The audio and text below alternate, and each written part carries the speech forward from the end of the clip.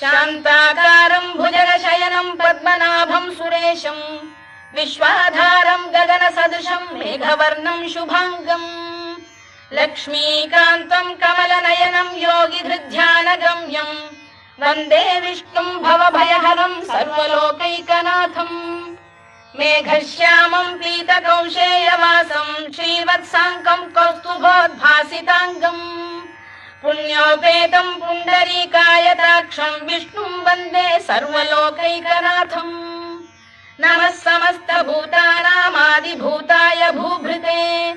अनेकरूपरूपाय विष्णवे प्रभविष्णवे सशङ्खचक्रं सकिरीटकुण्डलं सपीतवस्त्रं सरसीरुहेक्षणं सहारवक्षस्थलशोभिकौस्तुभं नमामि विष्णुं शिरसा चतुर्भुजम् छायायां पारिजातस्य हेमसिंहासनोपरि